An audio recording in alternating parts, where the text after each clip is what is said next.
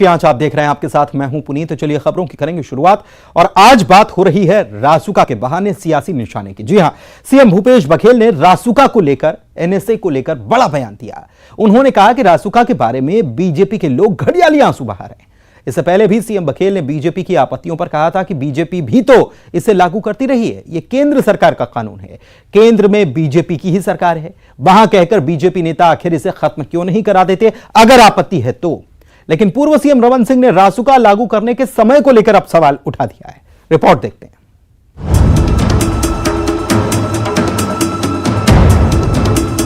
छत्तीसगढ़ में विधानसभा चुनाव से पहले रासुका को लेकर प्रदेश में सियासी घमासान मचा हुआ है।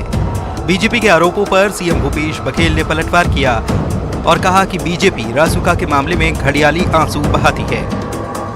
यूपी सरकार कई मामलों पर रासुका लगा रही है। वहां छत गिरने पर इंजीनियर पर, गोकशी में रासुका लगा है, यहां तक कि बच्चों पर नकल करने पर भी रासुका लगा है। छत्तीसगढ़ के बीजेपी के नेता रासुका पर सियासत न करें। उत्तर प्रदेश में यदि छत भी गिर जाए तो इंजीनियर पे रासुका लग जाता है। गोकशी में रासुका लग रहा है। और तो और हद हो गई, जब बच्चे परीक्षा देने जा रहे हैं वहां यदि नकल पकड़े जाते हैं तो उसमें रासुका लग रहा है। शिक्षकों पे उसको मतलब संपत्ति रात-सात तक करने का आदेश है। ये उत्तर प्रदेश में जो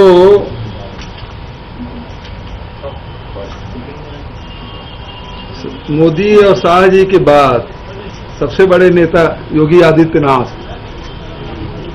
और वो हर मामले में रासुका लगा रहे हैं। बच्चों पे नकल करने पर भी उस पर रासुका लगा रहे हैं, ये जानकारी है।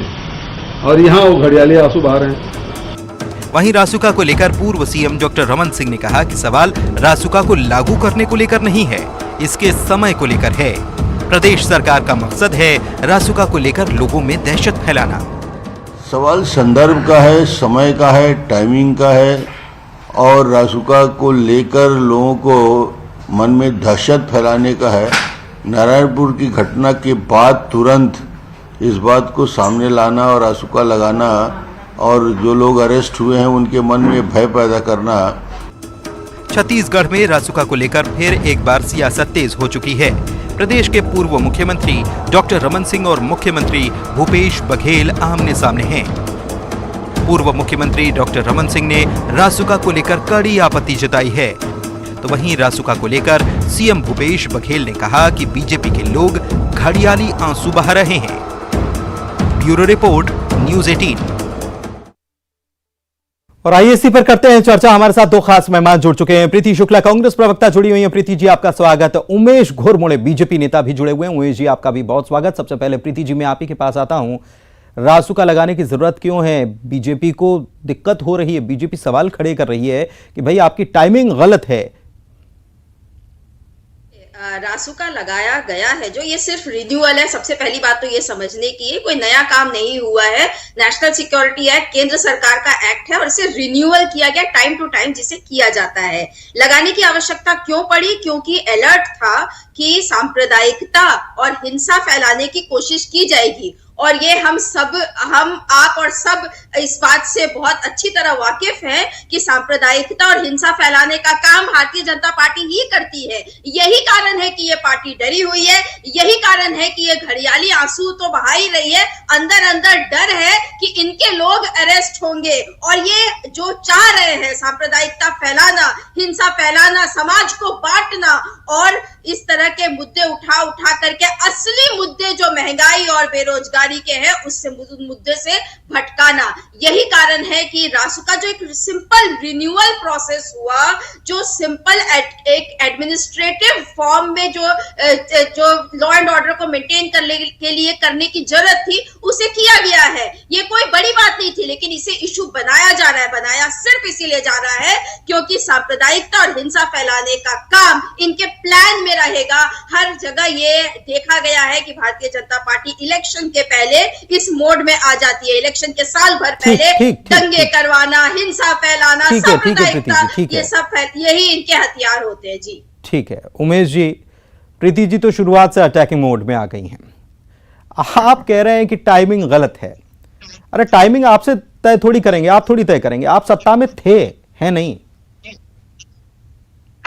जी बिल्कुल ठीक कहा आपने कि हम सत्ता में थे और है नहीं। और जब हम सत्ता में थे ये हिंसा फैलाने और तमाम तरह की बातों को यहाँ पर रख रहे थे। बीते 15 वर्षों में छत्तीसगढ़ के अंदर में लगाया गया। जी ये नोट कर लिया जाए, जब ये सत्ता में थे तब 10 बार रासुका लगाया गया है, रिन्यूअल किया गया। जी अब मैं बोल लूं सर? हाँ उमेश जी बोलिए। देखिए जिस प्रकार से आपने प्रारंभ से कहा ये आक्रामक मोड और नारायणपुर की घटना जिस प्रकार से घटित होती है, नारायणपुर की घटना के बाद ये कह रहे हैं रिनेवल है, ठीक बात है रिनेवल है, लेकिन नारायणपुर की ठीक घटना के बाद रिनेवल और रिनेवल के नाम पर 33 में से 31 जिले और सांप्रदायिकता का हवाला देते हुए रासुका जिस हिसाब से यहाँ पर लगाया गया और नारायणपुर की घटना के वक्त जिस प्रकार के हालात वहां पर बने, जिस प्रकार से एक तरफा कार्रवाई भारतीय जनता पार्टी के जिला अध्यक्ष सहित भारतीय जनता पार्टी के कार्यकर्ताओं पर की गई, वहां तक भी ठीक था।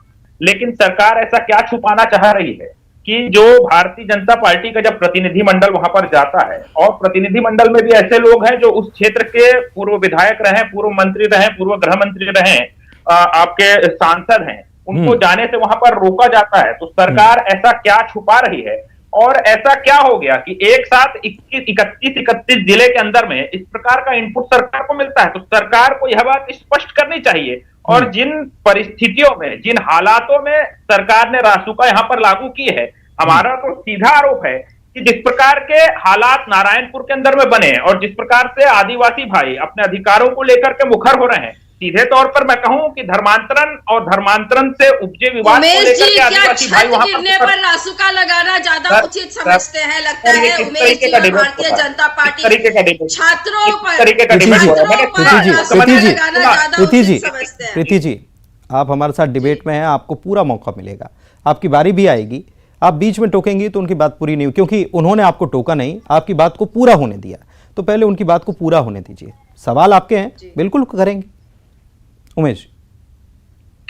देखिए उन सवालों पर भी आएंगे, मुख्यमंत्री जी को भी मैंने पूरा सुना है, लेकिन जो ये टाइमिंग है और जिस प्रकार के हालात हैं, क्या ये सवाल उठता नहीं है कि जिस प्रकार से भारतीय जनता पार्टी के कार्यकर्ताओं के ऊपर नारायणपुर के इंसिडेंट के बाद एक तरफा कार्रवाई हुई है, आगे भविष्य में भारतीय जनता पार्टी के कार्यकर्ताओं का तो विषय ही नहीं है? क्या उन आदिवासी भाइयों को दबाने का प्रयास है जो इस प्रकार के धर्मांतरण जो हो रहे हैं उसका विरोध कर रहे हैं?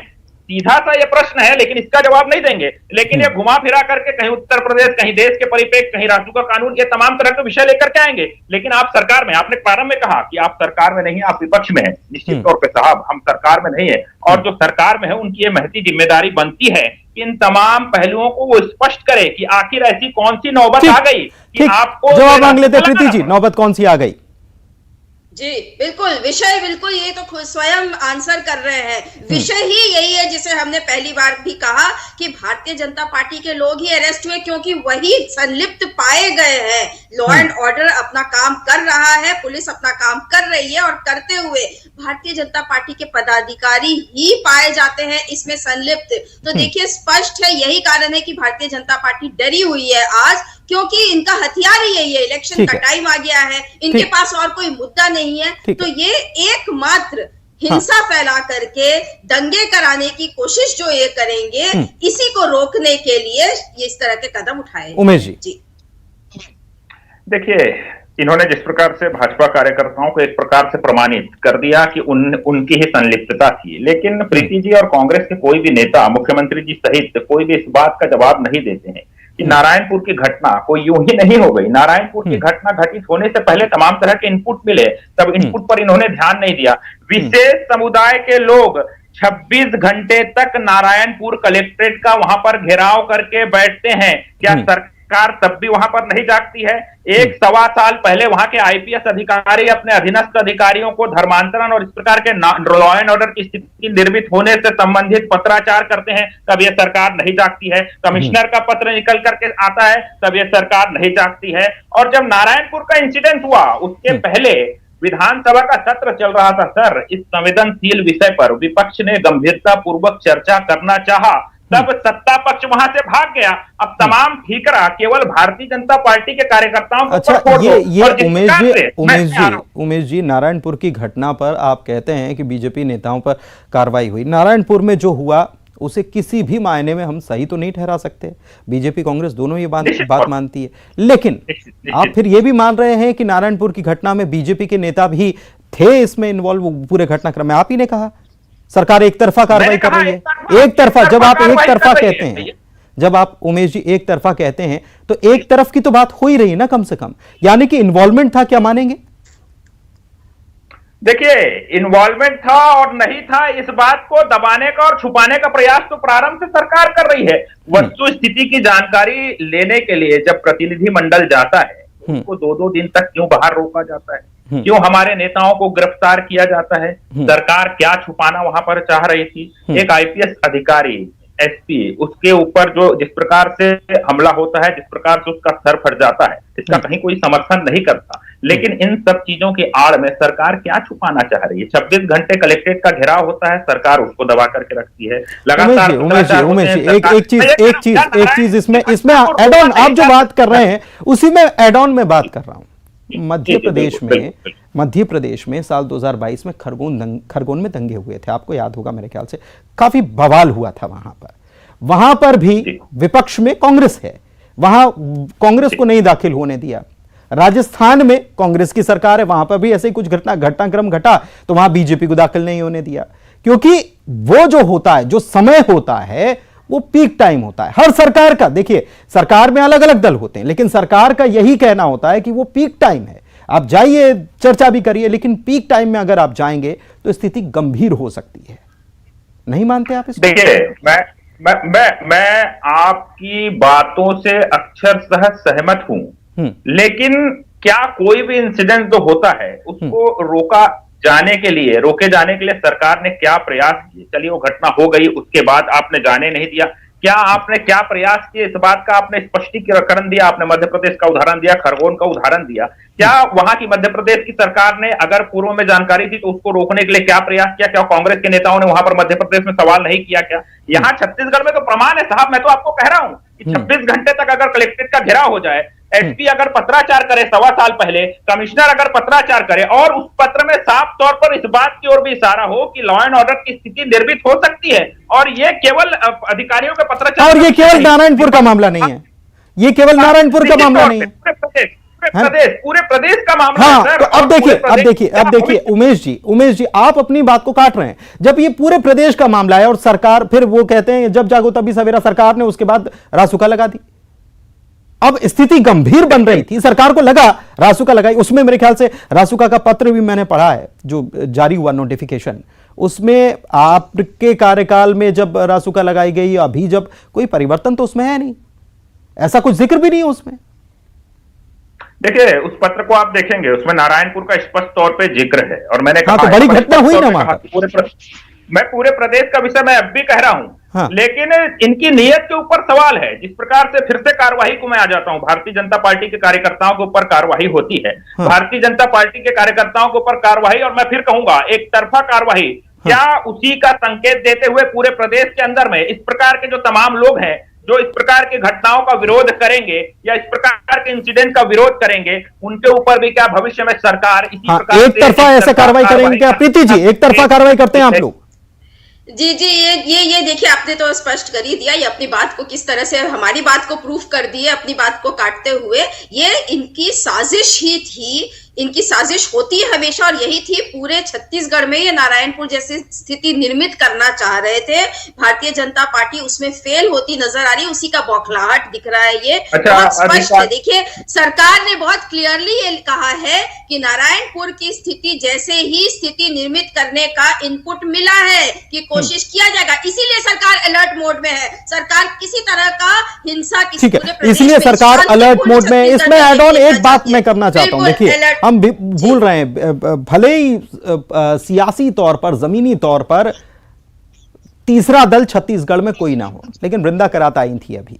उमेश जी, आपने देखा होगा उन्होंने क्या बोला, सीधे सीधे आप ही लोगों पर उंगली उठी है, उनकी तरफ से भी सरकार पर भी उंगली उठी है। सरकार पर उंगली ये उठी है कि सरकार ने स्थिति को संभाला नहीं समय पर। दोनों से जवाब मांगूंगा। पहले उमेश जी आप, क्योंकि एक तरफ सरकार कह रही है कि भाई बीजेपी ऐसा करने की कोशिश कर रही है, दूसरी तरफ वृंदा करात आती हैं, वो भी यही बात कहती हैं। आप अकेले चिल्लाएंगे कि नहीं साहब हम अकेले नहीं हैं और एक तरफा कार्रवाई, तो आपकी बात पर यह बात भारी पड़ रही है ना दो लोगों की। देखिए, ये सारा मसला और सारा जो समस्या है निकल करके कहां से आया? धर्मांतरण, और धर्मांतरण को लेकर के जिस प्रकार की स्थितियां वहां पर निर्मित हो रही थी, लगातार हम बीते 4 वर्षों से चिल्ला रहे हैं कि भैया बस्तर के सुदूर क्षेत्रों के अंदर में और भी जो छत्तीसगढ़ प्रदेश के और भी क्षेत्र हैं, वहां पर धर्मांतरण और धर्मांतरण को लेकर के सरकार की गंभीरता यहां पर नजर नहीं आ रही है। और केवल हम ही नहीं कह रहे थे, तमाम स्तर पर तमाम अधिकारियों ने, तमाम लोगों ने, जिसका जिक्र मैंने पहले किया। क्या सरकार को समय रहते हुए इन तमाम मसलों पर गंभीरता नहीं दिखानी मैंने चाहिए? फिर कहा, देखिए फिर आपको टोक रहा हूं बीच में, लेकिन आपने शायद वृंदा करात की बात को सुना नहीं। उन्होंने कहा कि उन लोगों के बीच में वहां पर ऐसा कोई मसला ही नहीं है, ये तो राजनीतिक मसला है, ये घुसाया जा रहा है बीच में जानबूझकर। ये जो खेल चल रहा है ये जानबूझकर राजनीति का खेल है, ये उन्होंने कहा है। देखिए, वृंदा करात जी और उनका बयान और जिस प्रकार के हालात यहां पर बने हैं, सरकार की तरफ से भी तो कहीं कोई स्पष्टीकरण नहीं आता। सरकार के लोग इस बात को मानने के लिए तैयार नहीं है कि वहां पर धर्मांतरण और इस प्रकार की स्थितियां निर्मित हो रही है। और वृंदा करात जी केवल राजनीति का हवाला देकर के इस विषय को एक नया एंगल नहीं दे सकती है। वहां पर सीधे तौर पर मेरे प्रदेश के आदिवासी भाई बहनों का सवाल है और बड़ा दुख का विषय है कि आदिवासी भाई के साथ आपस में लड़ रहे हैं। इससे बड़ा दुख का विषय और कोई नहीं हो सकता। बिल्कुल, ये बहुत गंभीर विषय है, बहुत गंभीर विषय। प्रीति जी देखिए, आदिवासी से आपस में लड़ रहे हैं और ये तो नहीं होना चाहिए। छत्तीसगढ़ की संस्कृति में तो ये है ही नहीं, लेकिन फिर भी हो रहा है। बिल्कुल बिल्कुल पुनीत जी, और देशवासियों को आपस में लड़ना नहीं चाहिए। भारतीय जनता पार्टी अगर ये बात सीख जाए तो इस देश में शांति अमल हो जाए, लेकिन भारतीय जनता पार्टी को लड़वाने का ही काम करना होता है। धर्मांतरण अगर इन्हें इतना बड़ा मुद्दा लग रहा है, जैसा कि ये बार बार कह रहे हैं, और होता है, यहाँ भी मुद्दा है और प्रदेश के बाहर पूरे देश में धर्मांतरण एक मुद्दा रहा है। रमन सिंह के शासनकाल में सबसे ज्यादा चर्च बनाए गए हैं बाय द वे। तो अगर इतना बड़ा मुद्दा है तो क्यों नहीं ये जिस तरह से मुख्यमंत्री भी ये कहते हैं कि इसके ऊपर बीजेपी का जवाब आना चाहिए, वो डेटा रखने के लिए भी तैयार हैं। ठीक है, समय यहीं तक की इजाजत दे रहा है, वरना ये सवाल उमेश जी होना चाहिए था कि यूपी में रासुका लगाने के नियम और अलग हैं वहां पर। ये प्रीति जी ने उठाया था, समय यहीं तक की इजाजत दे रहा है। क्षमा चाहूंगा, चर्चा करना थी, क्षमा चाहूंगा। बहुत शुक्रिया आप दोनों मेहमानों का आज की इस चर्चा में शामिल होने के लिए। नमस्कार।